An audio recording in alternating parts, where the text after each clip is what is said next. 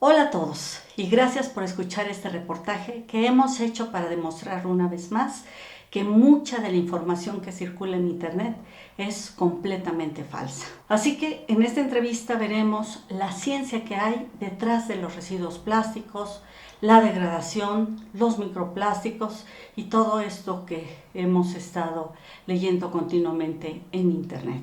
Desde que comencé mi labor profesional he escuchado muchos mitos sobre los plásticos, que si dan cáncer, que si los popotes matan aves marinas, las tortugas, la isla de plásticos, las bolsas ocluidas en las vacas, en fin, todos estos argumentos que circulan en las redes sociales culpando siempre a los plásticos. Todos estos argumentos son altamente amarillistas y está comprobado que el amarillismo vende, atrae a las grandes masas. Esto lo hemos estado viendo en redes todo el tiempo. Tuve la oportunidad de entrevistar a Chris DeArmitt, quien como científico de carrera decidió que era hora de ir a buscar los hechos. Él tardó más de un año en recopilar y leer más de 400 publicaciones científicas revisadas y elaboradas por otros científicos y nos comenta que ha descubierto que prácticamente todo lo que el público cree hoy en día alrededor de los plásticos es totalmente falso. Chris DeArmitt es considerado uno de los principales expertos en materiales plásticos, dedicado a resolver problemas relacionados con los materiales en el mundo, por lo que empresas como HP, Apple, Exxon, Procter & Gamble, iRobot, Eaton, Total, incluso Disney, entre una lista muy grande de empresas, han acudido a él en busca de ayuda. Chris también ha recibido 6 premios de innovación abierta. En 2016 publicó La innovación Abyss, un libro en donde él explora las verdaderas razones del fracaso de la innovación y del éxito del camino probado, por lo que ha aparecido con este libro pues en todas las cadenas grandes de noticias como la CBS, 60 Minutos, Sky News, la BBC, en fin, es un libro que lo dio a conocer en los medios. Chris también ha logrado muchísimas patentes y ha escrito numerosos artículos, libros, capítulos de enciclopedias, presentaciones de conferencias. Ha sido galardonado como orador principal sobre materiales plásticos, medio ambiente y temas relacionados con la innovación. Este año, en el 2020, publicó The Plastics Paradox, la paradoja de los plásticos en español, la primera versión general completa de los materiales plásticos en el medio ambiente, que cubre la degradación de los microplásticos en la basura, los residuos y todos los temas importantes alrededor de estos desechos que se generan por el uso de plásticos. Es sorprendente descubrir lo que la ciencia nos dice y ojalá podamos entender de una vez por todas que las políticas actuales de prohibición realmente están dañando más que ayudar al medio ambiente y que deberíamos estar en su lugar pues haciendo las cosas completamente al revés. Los hechos van a hablar por sí solos. Tenemos una gran preocupación que es completamente válida y es cómo vamos a dejar el planeta para las generaciones futuras. Esto pues, yo creo que todos lo hemos pensado. Este es un tema muy serio y necesitamos datos sólidos sobre los cuales serían tomar las decisiones acertadas que debemos tomar. Es precisamente como empezamos esta entrevista con Chris, que pues para no dar más preámbulos me encantaría comenzar con él y darle la bienvenida en Ambiente Plástico. Thank you very much, Chris, for accepting this interview. So let's start with the first question. Which are your main concerns as a scientist about the internet attacks against the plastics? I think my main concern is, as you said, I am a scientist. So scientists like to start with facts, and then we collect all the facts, and then we make hopefully sensible decisions once we have the facts. So my main concern is that everyone thinks that they understand about plastics and the environment, but they haven't really got any facts. Nobody's presenting the science. Everyone's just presenting rumors. They're making stories in newspapers and on LinkedIn and so forth. But when I look at those stories, there's no facts in them. You can't find any science to actually support what these people are saying. So for me as a scientist, it's very worrying if you have an important topic and there's no facts out there. Okay, and what was the objective of the book Plastics Paradox, and what does it include? Well, the book started because my daughters came home one day from school and they had been taught things by their teachers which were absolutely unscientific. They were just lies. And I thought, this is really dangerous. If we're teaching children and the public in general and politicians, if they believe a load of lies, we're going to end up making very crazy decisions based on those lies. So the main objective of the book is just to present the science. It's not to defend plastics. It's just to show what scientists have found out over the last 20, 30 or 50 years about plastics. All of this information is actually there, and the book just brings it together in one piece so that you can understand the whole picture. Is possible for you that give me some examples of the wrong information that is being published in the internet and other media? There was a story that Americans use 500 million straws per day. And that was followed by the New York Times and the Washington Post and, major news organizations. And then when you go and check into that story, you find out that the number was just made up by a 9-year-old schoolboy called Milo Kress. So there was no science behind that. Someone literally, a young boy, made up a number and everyone repeated it without bothering to check the facts. And that's one example. Another famous one is right? There's a famous video of a turtle with a straw up its nose. But when you watch the video and when you read the publication that goes with that video, they never found a straw. They talk about a worm being in the nose, and they never analyzed whatever piece they took out of that turtle was never analyzed, and there's no evidence that it was plastic. So that's another example, and there are lots more. I agree with you that people in general have been brainwashed with all this journalism, plenty of fake news. What can you tell me about there is going to be more plastic than fish in the sea? Yes, well, that was based on 2 studies, the amount of plastic in the sea and the amount of fish in the sea.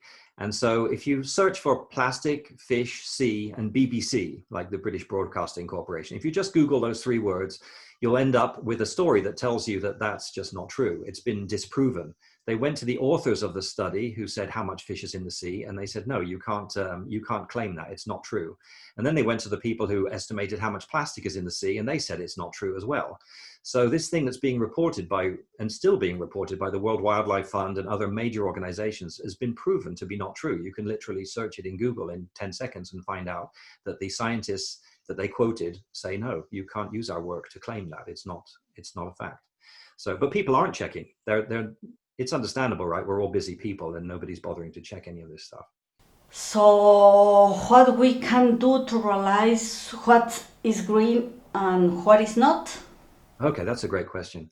So the only way that we have really to know what's green, because people are trying to sell you stuff, they're greenwashing, right? They claim everything is green and they don't have any proof. So the only way to really know if something is green is a life cycle analysis. And that's where you look at how much energy is used to make the product, how much pollution is created, how much carbon dioxide, and how much waste is created. What do you do with the waste? It considers everything, right from the beginning of mining or getting the raw materials all the way through to manufacturing, transportation, and disposal. All of that is included in the life cycle analysis. But they're expensive, right? So you won't find a life cycle analysis for everything. If you look for certain items, you'll find a lot of life cycle analyses. So you can get an idea of what the greenest material is. As a normal person, if you don't have a life cycle analysis for the particular thing you're looking at, go for the cheapest one. Because if you add up the cost of the materials and the cost of the energy and the cost of the waste and the disposal, you end up with a price in dollars or in pesos or whatever your currency is. So if you're unsure because you're in the supermarket, right, you don't have a life cycle analysis, go for the cheapest of the 2. That's usually the greenest one because it takes less material and energy and so forth to make it. So it really depends on what kind of person you are. So if you're someone who really cares about the facts and the environment, then you would probably listen to it, and those people listen and they think, hooray, like you think, hooray, finally the facts. I'm so happy to see the facts. The problem is we've had 10 years of people being taught a bunch of lies. So when you present them with the facts, it's a lot of work for their brain to reprogram, right? People don't want to change their mind. It's a lot of work to do that.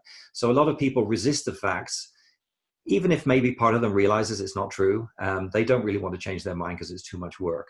So you're right, that's a problem. If you let lies continue for 10 years without saying anything, then people start to believe those lies. And so for some people, I think it's too late to show them the science. They've just made up their mind and they're going to stick with that no matter what you show them. So that's unfortunate because those people are harming the environment because they're not open-minded enough to actually read the facts. So that's a sad situation, that people who care are actually doing harm because they have the wrong information.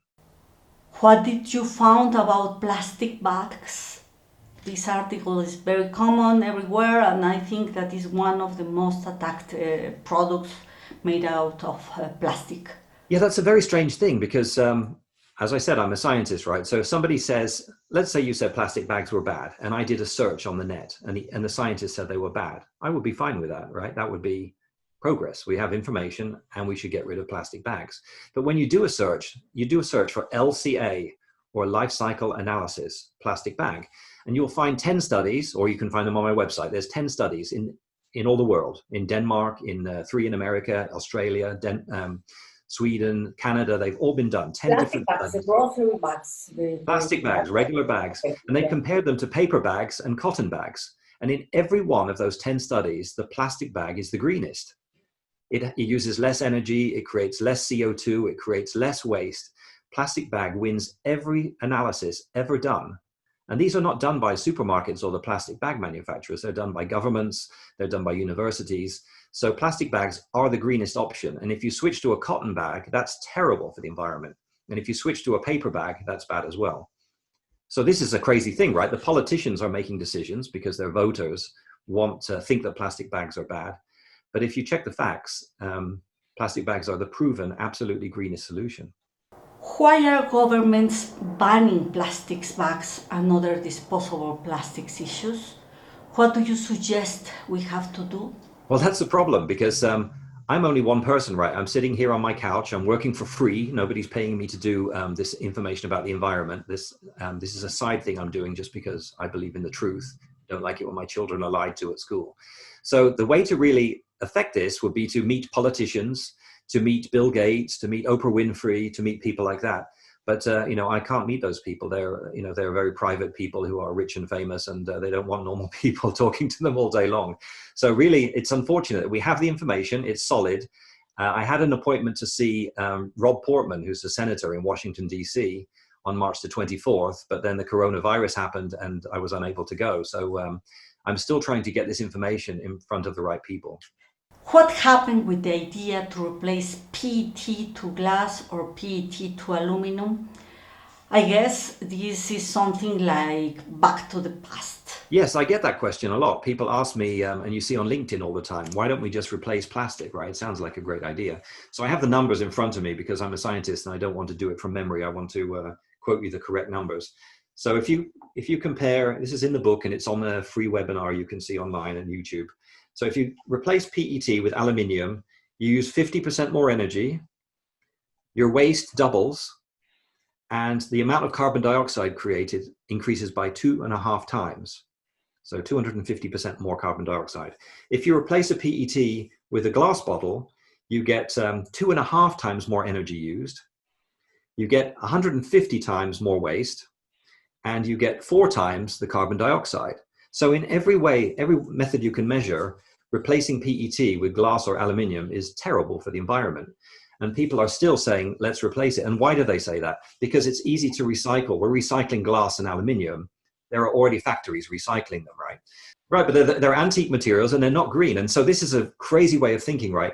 They're saying, let's take the worst materials we can find and recycle them again and again. So you're sustainably doing something that's terrible, right? You're repeating something that's really awful again and again. And the argument against plastics, which are greenest, is that we don't recycle them enough. And that's right. We don't recycle in America. We don't recycle, I don't know how it is in Mexico or Canada, but in some countries, they don't recycle plastics enough. But it's crazy to say we shouldn't use plastics, right? The greenest solution. You should take the greenest material and increase your recycling rate so you can reuse the greenest material and save CO2 and save carbon dioxide and save waste. That's what we should be doing.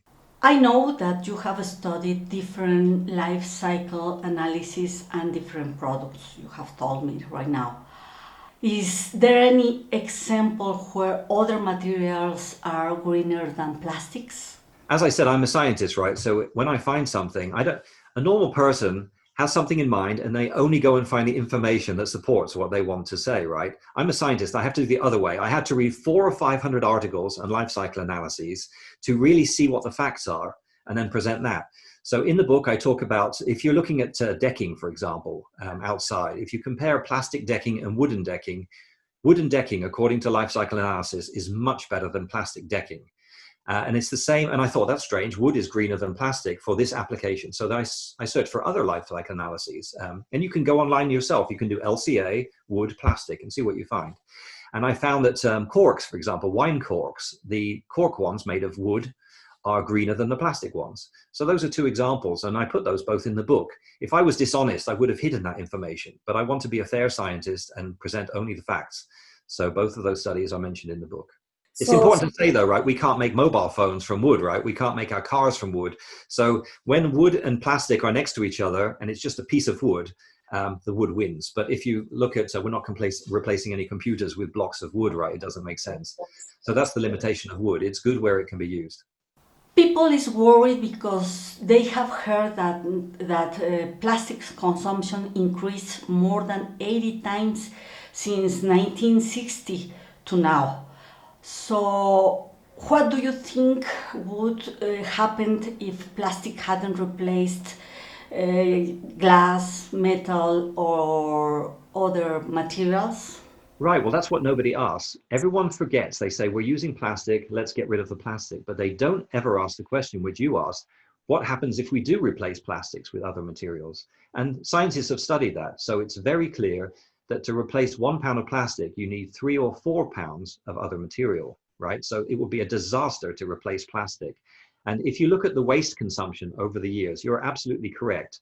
The amount of plastic used over a 50-year period went up by 84 times. I think it's about 80 times. It dramatically increased over a period of decades. So the people who saw this, the people who grew up and they saw more and more plastic and they think, oh my God, the plastic's taking over the world. But what they don't realize is if you go to the EPA website and you look at waste generated over time, over decades, and the waste per person, you see that it used to go up like this, and then plastic was introduced and it went flat. It's not completely flat, but the waste generated overall has gone down massively because of plastics, because 1 pound of plastic is replaced by 3 or 4 pounds of other material. So, and this has been studied by scientists. They're absolutely sure that plastics have massively reduced waste. Now let's talk about the ocean litter and microplastics. What can you tell me about this topic? And is it true that there is a giant floating island? Are the microplastics poisoning the fish? When it comes to litter, of course, we shouldn't have anything in the sea, right? There's all kinds of crazy things. They sink ships in the sea. There's chemical weapons in the sea. Horrible things are in the sea. And most of these things sink, right? The only thing almost that floats is plastic. So everyone doesn't talk about the toxic chemicals. They don't talk about any of the really nasty stuff, billions and billions of tons. That's completely ignored because you can't see it, right? So they talk about the plastic, and that shouldn't be there. But we know that it's coming from 50% from fishing vessels, and the rest of it's coming from 10 rivers in Asia and Africa. So it's very strange that people in our part of the world are obsessing about this plastic when we're not causing it, right? It shouldn't be there, that's right. Plastic shouldn't be there. The chemical weapons shouldn't be in there. We shouldn't be sinking ships in the ocean, whole battleships and stuff like that. That's considered to be okay. So we shouldn't be doing any of that, but we shouldn't be feeling too bad because we're not generating this problem. We should be helping these countries in Asia and Africa to stop polluting, and we should have tighter regulations on the fishing industry, which is dropping these nets and other things in the ocean. So first of all, microplastics do exist. Second of all, if you look at the scientific papers, they're mainly polyethylene and polypropylene, right? So you see a lot of polyethylene, which is like a Ziploc bag, or polypropylene, which is like a Tupperware container made of these materials. So these are materials you can eat your food out of, right? They're not dangerous materials. Most of them are right. They're made of very safe plastics that float. plastics that are often food contact approved by the FDA. So they're not very scary materials in themselves. And when you start to read the studies, you see that the science has been done extremely badly. I mean, it's basically, in some cases, it's criminal how bad the science is. So in some cases, they even faked the science and they had to retract the publications because these microplastics people are doing just terrible science. Here's one example. They take plastic and they put it in water, right? And they test it and the fish are happy. Everything's fine. The plastic's not toxic. So then what they do is they take the plastic, they soak it in poison, and then they put the poison-soaked plastic in with the fish and say, oh, look, the fish got sick. This is not a test that shows that plastics are dangerous. This is, you could just pour poison into a fish tank and the fish will get sick. It's got nothing to do with microplastics. So this is how desperate these people are to make plastics look bad, because they get funding, right? If you make something look bad, the government gives you $1 million to check into it, and that's your whole career. So these people are very happy to tell lies and to do bad science in order to just fill their own pockets. It's known that the plastics are organic material, so they are degradable, exactly like us. So popular information says that plastics last hundreds of years. So there is a new fashion to promote the use of degradable materials, compostable materials. Is this a solution? All right, there's a couple things to say about that. One is that usually when you look at it, these compostable plastics are less green by life cycle analysis than the regular plastics we use. Yes. So if you replace the polyethylene bag with a compostable one, it's probably worse for the environment. That means more energy, more CO2, more pollution, and so forth. So they're not the best materials. And the other thing to address is that people think that plastics don't degrade, and there's no scientific evidence for that. If you look online, there's a journal called Polymer Degradation and Stability, and my professor, Norman Billingham, was the editor of it for decades. And there are like tens of thousands of articles explaining how plastics degrade, how it's a problem, how do we stop them from degrading? We have to put additives in them to stop them from degrading. So if you take a plastic bag, for example, this has been done. They take a plastic bag, they leave it outside, and it degrades into dust in less than 1 year. There are 2 peer-reviewed studies showing that plastic bags degrade that's a thin piece, right? So it degrades especially quickly because it's thin.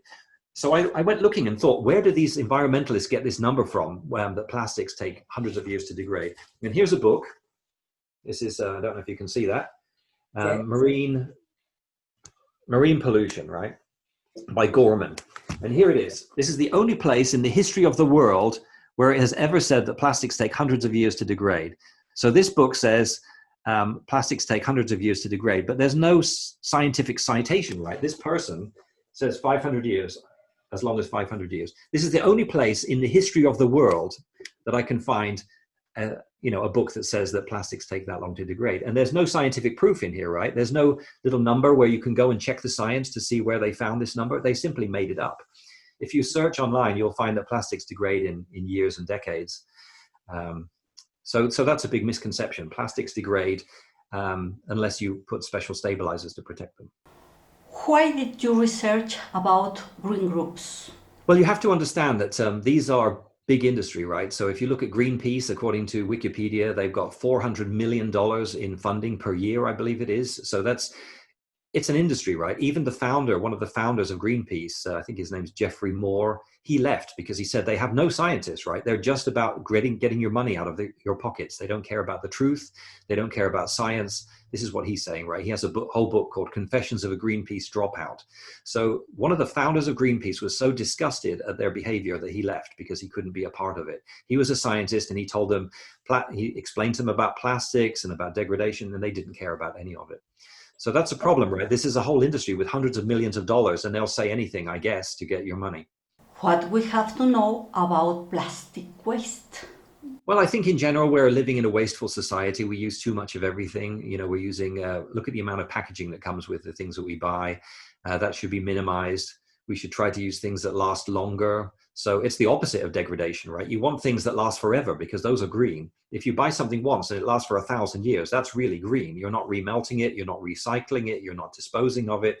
That usually is a greenest solution. So I think our solution is to become less wasteful and just manage our waste correctly, which we do in America. In America, probably in Mexico, I know that Denmark and Sweden, Finland and Japan, there are a lot of countries where they're very good at managing their waste. And I can walk all around and see nothing on the floor. And when I do see something, it was just something that, some kid dropped, a Coke can or whatever. And that's another thing that drives me mad. They're blaming Coke, Coca-Cola, the Coke cans on the floor. They're blaming people for all of these things on the floor. They want the responsibility to be on the manufacturer, which is crazy. We know from studies that over 80% of litter is dropped by people on purpose. They literally stand there and drop it and then blame the litter. That's how stupid they are, right? So to blame Coca-Cola, that would be like, imagine you're smoking a cigarette and you drop it on the floor and the Marlboro man comes flying out of a bush or down from a helicopter and takes your cigarette butt away. I mean, nobody expects the manufacturer. If my jeans are old and I want to throw them away, I don't expect a guy from Levi's to come to my house and take my old jeans. It's ridiculous. The whole idea is ridiculous. When you buy something, you're an adult and you're responsible for that thing and disposing of it properly. So I think that that's what we should do. Can you tell me how we can get your book? Yes, well, I'm happy to give my book away for free. I've made it accessible to a lot of people for free. My goal, you don't make money from books. People think you make money from books, but you don't. Not unless you're Bill Gates or Oprah Winfrey or somebody, really, Steve Jobs. So the purpose of my book is not to make money. I'm losing a spectacular amount of money on the book compared to the energy I put into making it. But I'm happy to make it free. You are investing, sorry, but not losing. Yeah, well, I feel good because everyone should make a difference in the world. And if I can get some truth to some people, that's a worthwhile thing to do. So I would be happy to give a link where all of your readers could read the book for free. I would be happy to do that because, as I said, I just think it's worthwhile to get facts in front of people so they can make smart decisions. Thank you. I leave you with one thought. You can be for the environment, or you can be against plastics, but you can't be both at the same time. If you're against plastics, you are harming the environment, and that's a scientific fact. So if people are against plastic and they're unliking the video or whatever, those people they're not helping. They're actually part of the problem. So I know it's a lot of work to change your mind, but please look at the facts, spend the time if you really care, and then make up your mind once you've seen the science.